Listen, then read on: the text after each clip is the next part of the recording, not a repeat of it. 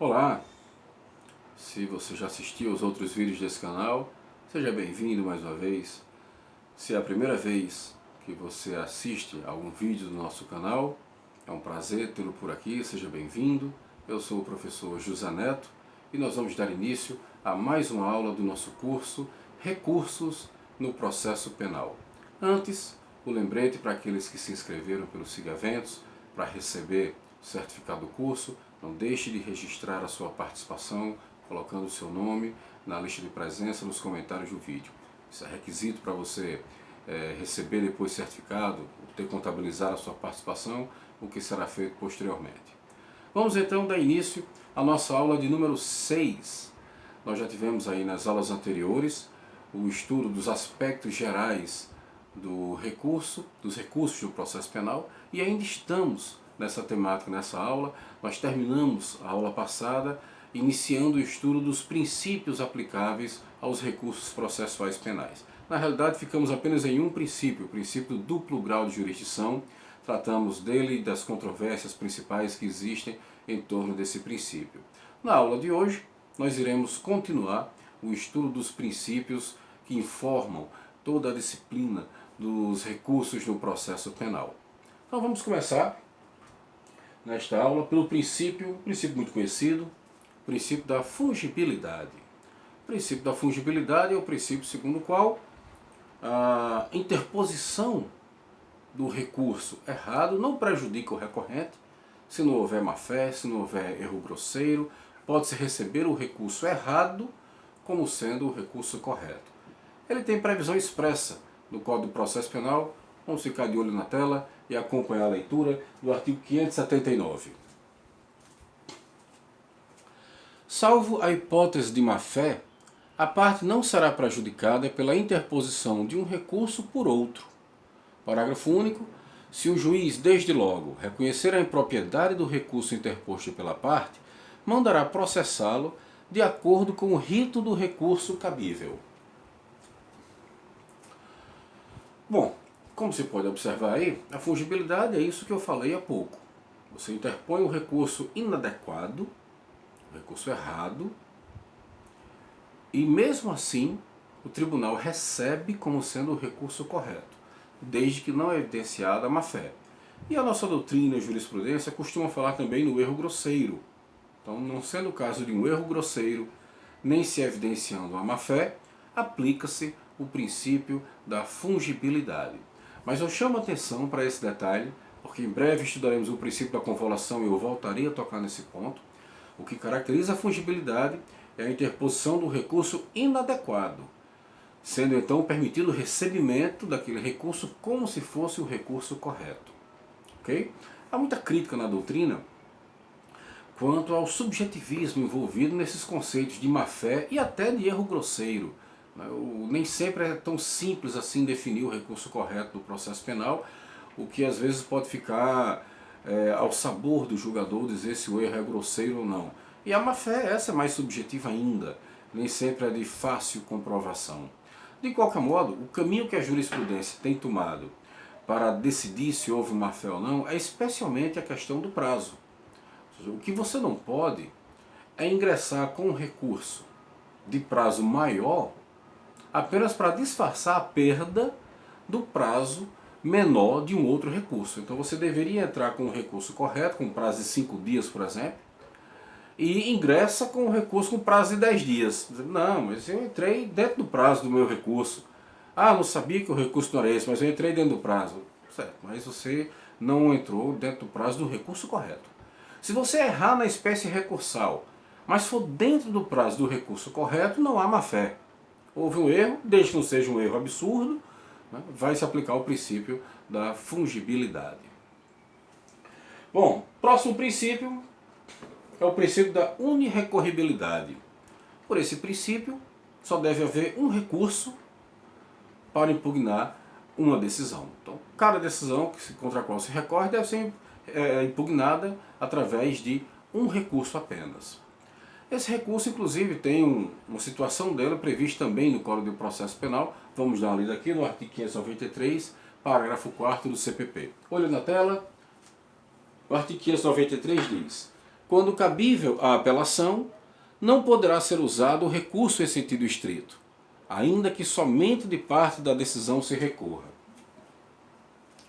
Quando nós estivermos, em breve, nas nossas aulas de recursos em espécie, quando chegarmos no recurso em sentido estrito, que será inclusive o primeiro que estudaremos, eu vou voltar a esse ponto e mostrar uma situação dessa. Aí nós vamos poder mostrar uma situação concreta, como isso pode ocorrer.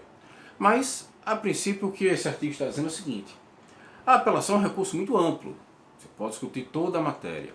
E pode ser que, vamos pegar um exemplo de uma sentença condenatória, de parte daquela sentença caiba um outro recurso, como um recurso em sentido estrito, porque o tema naquela parte da sentença é matéria própria para recurso em sentido estrito. Mas se é uma sentença condenatória e contra ela cabe então a apelação, você usando a apelação ela envolverá toda a matéria, a apelação abrangerá toda a matéria da sentença, não importando se alguma parte da sentença isoladamente fosse objeto de recurso em sentido estrito. Se for o caso, você vai usar sempre a apelação. Mesmo que de parte da sentença caiba o recurso em sentido estrito, você não vai entrar com apelação e recurso em sentido estrito. Vai ser só apelação, ela vai envolver toda a matéria que esteja nela, ainda que alguma dela especificamente pudesse ser, ou de forma isolada, ser tratada ou ser impugnada pela via do recurso em sentido estrito. Agora, esse princípio não é absoluto, aliás, nenhum princípio é absoluto, mas esse princípio ele sofre exceções, inclusive bem conhecida, com a interposição de recurso especial e extraordinário no mesmo prazo. O recurso especial e o extraordinário devem ser interpostos no mesmo prazo, o que foge a essa regra, esse princípio da unirrecorribilidade. Próximo princípio, o princípio da taxatividade. Quando nós tratamos do cabimento dos recursos no processo penal, falamos sobre isso, que os recursos admitidos no processo penal são apenas os recursos previstos na lei. Então, esse requisito do cabimento, esse requisito objetivo dos recursos, que é o cabimento, ele é uma decorrência do princípio da taxatividade. O princípio da taxatividade diz que só são aceitos no processo penal os recursos taxativamente previstos em lei. Embora alguns defendam a possibilidade de algum recurso, por analogia, alguns querem falar em alguma aplicação subsidiária de outro diploma legal como o CPC, mas a realidade é que o princípio da taxatividade impõe que só sejam aceitos os recursos taxativamente previstos no processo penal, sob pena do recurso não ser recebido por falta de um dos requisitos objetivos, que é o cabimento, por não se atentar contra o cabimento dos recursos. Bom, agora sim nós temos o princípio da convolução. Falei sobre ele, disse que ia mencioná-lo, que ia falar sobre ele há minutos atrás. Há minutos eu falei sobre a convolução, que é o seguinte: qual a diferença da convolução para a fungibilidade? Na fungibilidade nós vimos que você interpõe o recurso errado e mesmo assim o tribunal recebe como sendo o recurso correto. Na convolução, você interpõe o recurso correto, o recurso adequado. Entretanto, por alguma falha, alguma falta de algum requisito, pode ser a legitimidade, pode ser a tempestividade, é o que normalmente mais acontece. Então, por falta de preparo do recurso, então, por falta de algum requisito recursal, seu recurso não deve ser recebido.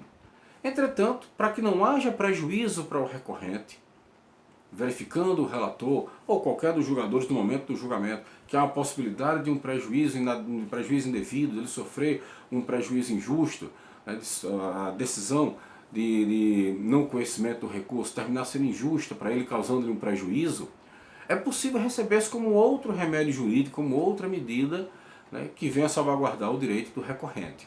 Isso acontece, por exemplo, quando você interpõe um recurso adequado, mas fora de prazo, e a Câmara ou a turma do tribunal verifica que você pode sofrer um prejuízo se não tiver aquela matéria revisada, e então recebe o seu recurso que não foi conhecido como sendo um habeas corpus que pode ser conhecido de ofício, então recebe como habeas corpus para evitar um grave prejuízo para o recorrente. Isso é possível graças ao princípio da convolução.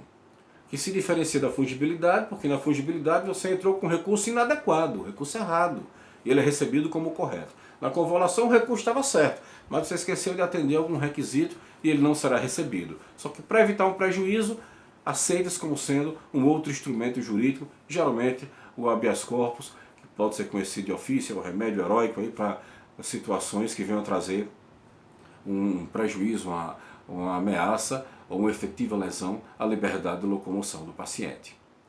Bom, próximo princípio, princípio da complementariedade. O que quer dizer esse princípio? O que é que pode ser complementado? Veja só, em regra, quando você recorre e apresenta as razões do recurso, ocorre a preclusão e você não pode mais modificar aquelas razões, acrescer algo naquelas razões. Você já fez uso da faculdade que a lei lhe concede e daí para frente vai se intimar outra parte para apresentar as contrarrazões. Entretanto, no processo penal, nós falaremos inclusive sobre isso mais detalhadamente no estudo pormenorizado de cada espécie recursal. Então, no processo penal, existem alguns recursos em que se separou a interposição do oferecimento das razões. Você primeiro interpõe o recurso num determinado prazo e depois você apresenta as razões em outro prazo.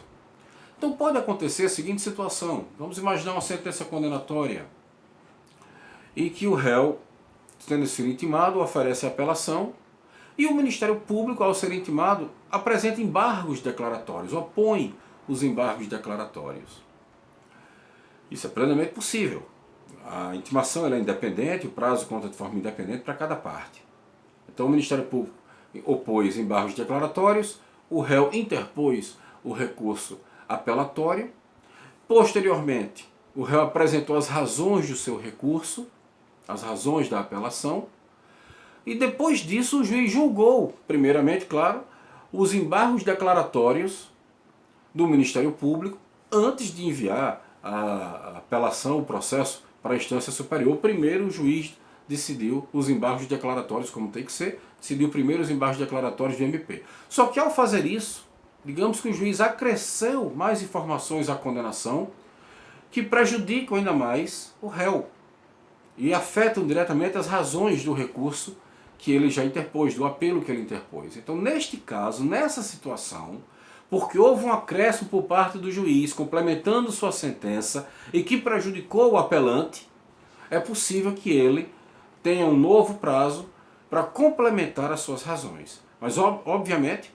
esse complemento fica restrito à matéria que foi acrescida pelo juiz. Não pode ele modificar e acrescentar mais informações ao que ele já havia discutido nas razões anteriores. Ele vai poder complementar as suas razões, mas para tratar da matéria que foi posteriormente acrescentada pelo juiz. Nós temos ainda o princípio da proibição da reformatio in pejus e da permissão da reformatio in melius. Já falamos sobre isso quando estudamos o efeito devolutivo. E o que é que nós aprendemos? Que se apenas o réu recorreu, não se pode permitir a reformatio in pejus, a reforma para pior. Se apenas o réu recorreu, a sentença ou fica como está, ou melhora. Não pode piorar contra o réu no seu próprio recurso. Nós vimos inclusive que é proibida tanto a reformatio in pejus direta, a modificação direta pelo tribunal prejudicando, como é proibida também, como é vedada também a reformatio in pejus indireta. Ou seja, o réu pedir a anulação do recurso, o tribunal acatar os fundamentos do recurso, dando provimento a ele e anulando a sentença, o processo volta para o primeiro grau e o juiz, então, sentenciante de primeiro grau, profere uma nova decisão com a pena mais grave que a anterior, que ele tinha fixado anteriormente. Isso é proibido. Havendo anulação da sentença por força de recurso interposto pela defesa, pedindo anulação, dando-se provimento a esse recurso, anulando-se a sentença, não pode o juiz de primeiro grau aplicar uma pena maior do que aquela que tinha sido imposta na sentença objeto do recurso que pediu anulação. Não pode o juiz fixar agora uma nova pena mais grave do que aquela que ele tinha fixado anteriormente. Ela pode ficar no máximo no mesmo patamar, ainda que ele reconheça circunstâncias mais graves. Mas o limite da pena será o limite, será aquela imposta na sentença que foi anulada. É para ser proibida, nesse caso, a reformácio em pégios indireta. Por que indireta? Porque não foi direta o prejuízo. O tribunal não modificou diretamente prejudicando. Pelo contrário, até acatou o recurso, acolheu o recurso do réu, dando provimento a ele. Mas se fosse possível o juiz piorar a pena, o réu estaria sendo indiretamente prejudicado pelo seu próprio recurso. Então a reformácio in pégios, seja ela direta ou indireta, ela é vedada. Ela é proibida para não haver prejuízo para o recorrente. Agora, em se tratando de recurso exclusivo da acusação, que evidentemente pede uma situação pior para o réu, em se tratando de recurso exclusivo da acusação, é possível a reforma que melhore a situação do réu. Mesmo havendo só recurso da acusação, é possível a reformácio in melius em recurso exclusivo da acusação. Inclusive com o reconhecimento de nulidade absoluta, ou relativa, a lei na verdade não faz essa distinção da nulidade seja relativa ou absoluta, mas o reconhecimento de uma nulidade não arguida pela acusação. Ainda que ela não tenha suscitado a nulidade, mas em se tratando de uma reforma para melhor, em função do réu, em benefício do réu, é possível sim.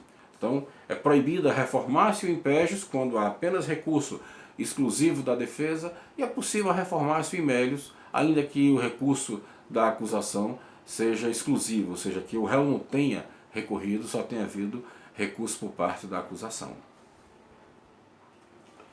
Para finalizarmos, nós temos aí o princípio da colegialidade. Bom, por esse princípio, quando nós temos aí o duplo grau de jurisdição, lembrando que há recursos que são julgados pelo próprio juiz que proferiu a decisão, como é o caso dos embargos declaratórios contra a decisão do primeiro grau, então não vai o recurso ser examinado por um colegiado, mas na maioria das vezes, quando nós temos aí o duplo grau de jurisdição no recurso, nós temos que o juiz profere a decisão e um órgão colegiado, um órgão plural, é que vai julgar o recurso. Então o reexame deve ser feito por um órgão colegiado, por um órgão composto aí por 2 ou mais juízes de graduação superior. Então esse é o princípio da colegialidade. É importante lembrar que existe a previsão legal de, em certos recursos, o relator já de plano negar provimento ao recurso que se encontre contrário à súmula vinculante ou à decisão já tomada em incidente de recursos repetitivos. Então, nessas situações, a lei permite que o relator já de plano rejeite o recurso, já inclusive negando provimento ao recurso. Agora, a doutrina defende que, pelo menos em se tratando de apelação, de recurso interdistrito e de agravo em execução, sempre se respeite o princípio da colegialidade, que não venha o relator negar provimento liminarmente a esses recursos, que se deixe para o colegiado, seja a turma, seja a Câmara, seja a sessão, seja o pleno, para o recurso que estiver previsto na forma do regimento do tribunal, analisar, o colegiado analisar aquele recurso, em respeito ao princípio da colegialidade. Então, com esse recurso, e com esse princípio, nós encerramos o estudo dos princípios aplicáveis aos recursos de um processo penal e finalizamos aqui nessa aula também o estudo dos aspectos gerais. Na primeira parte, a parte geral do estudo dos recursos, ou da teoria geral, como alguns chamam, dos recursos de um processo penal. Então, a partir do próximo vídeo, atenção, nós já iremos finalmente iniciar o estudo de cada recurso em espécie.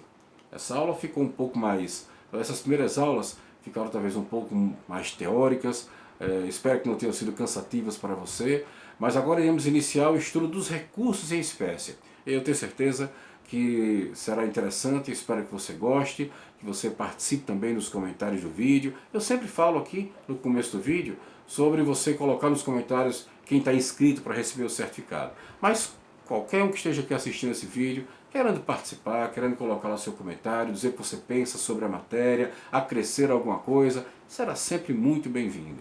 Então, vamos ficar por aqui e no próximo vídeo começaremos o estudo dos recursos em espécie, já com recurso em sentido estrito, artigo 581 do Código de Processo Penal. Muito obrigado, até o próximo vídeo.